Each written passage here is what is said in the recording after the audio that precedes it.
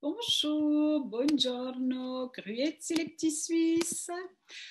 Aujourd'hui, je vais vous conter l'incroyable destin du modeste et discret William Griffiths, pharmacien de 80 ans à la retraite, l'inventeur du gel hydroalcoolique que vous utilisez probablement plusieurs fois par jour maintenant depuis plus d'un an, et dont son collègue médecin infectiologue genevois Didier Pittet, qui passe évidemment sur beaucoup de chaînes françaises et autres, l'a fait connaître dans le monde entier. Cet Anglais, genevois d'adoption, naturalisé suisse en 1983, est arrivé en Suisse car 4 secrétaires de l'entreprise où il travaillait dans sa jeunesse faisaient grève pour avoir du PQ à fleurs plutôt que blanc. Ça l'a énervé et lui a fait traverser la Manche pour arriver à l'hôpital de Fribourg au début des années 70 et c'est ainsi qu'il a commencé à travailler sur sa formule de gel. À l'époque, on connaissait depuis longtemps le pouvoir désinfectant de l'alcool, mais il était irritant pour les mains, surtout si on l'utilisait 10 fois par heure. Plusieurs années seront nécessaires avant de trouver le mélange idéal. La recette sera ensuite transmise à d'autres hôpitaux, dont celui de Genève, où William Griffiths est nommé en 1979 responsable de production. En 1980, il finalise sa solution hydroalcoolique qui deviendra le Hopirub, puis le Hopigel avec l'ajout d'un gélifiant. En 2005, il est déjà parti à la retraite quand ce même Didier Pittet le recontacte pour l'aider à simplifier la formule afin de la donner à l'OMS en 2 versions, avec l'alcool et sans pour les pays pauvres qui ne peuvent s'en procurer.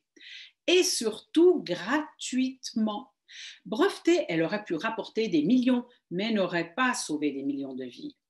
Un vrai miracle, se remémore le pharmacien, surtout quand Didier Pittet a réussi à convaincre l'Arabie saoudite que l'alcool contenu dans le gel n'était pas buvable.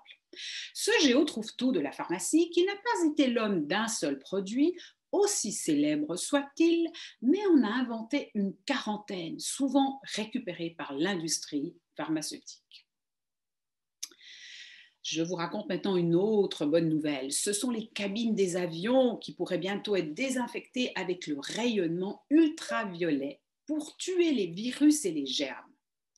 Des robots sont actuellement testés dans un hangar de l'aéroport de Zurich, dans les avions de la compagnie aérienne Helvetic Airways, en collaboration avec la société de manutention au sol d'Enata. Le robot a été développé par la société suisse Uveia. Il a été présenté aux médias lundi dernier. La machine émet un bip et baigne la cabine de l'avion d'une couleur bleutée. Selon le fabricant, le rayonnement UVC tue 99% de tous les virus et bactéries présents dans l'air et sur les surfaces. La machine coûte environ 15 000 francs et pourrait être utilisée en complément avec d'autres mesures de nettoyage et de désinfection.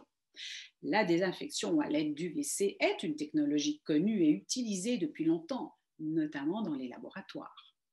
Ce procédé est également utilisé pour les rampes mécaniques à l'aéroport de Zurich, qui les nettoient déjà. Les mains courantes sont désinfectées de cette manière. Toujours dans le voyage, s'évader et se tourner vers l'ailleurs. Le festival Histoire et Cité part en voyage pour sa 6e édition qui a lieu du 23 au 28 mars 2021 à Genève et Lausanne. Rencontres, ateliers, expositions, films, le programme se déroule entièrement en ligne. Le choix du thème du voyage paraît aller de soi, une année exactement après la sédentarisation généralisée imposée par le coronavirus. Mobilité réduite, frontières fermées, peur de l'autre et de l'ailleurs, nous vivons depuis en pleine antithèse du voyage. La crise sanitaire, mais aussi les considérations écologiques, provoquent une véritable remise en question des voyages et de leurs fondements. Cette année, place donc au voyage pour s'évader et rêver, mais aussi pour le remettre en question. Depuis quand voyage-t-on vraiment? Qu'est-ce qu'un voyage? Voyager pour découvrir le monde, mais aussi le conquérir, cela implique la question de la colonisation, soulevée aujourd'hui par les études décoloniales. Du regard des Européens sur l'ailleurs, note la codirectrice Corinna Macher, également professeur d'histoire de la Russie et de l'URSS à l'Université de Genève. La programmation veut éviter l'unique regard ethnocentré en abordant des visions européennes sur l'ailleurs, mais aussi non européennes sur nous-mêmes.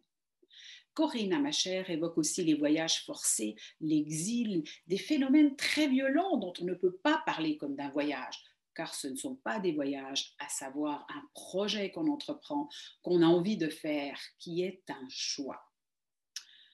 Puis il y a la question du tourisme. Rentre-t-il dans la catégorie du voyage ?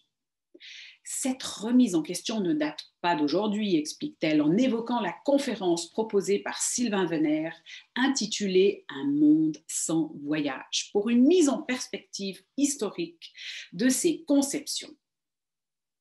Le riche programme du festival évoque les diverses formes de faire voyage, à savoir le déplacement géographique, des grands voyages comme la route de la soie au pèlerinage, des récits de voyageuses aux migrants, des considérations biologiques aux formes artistiques.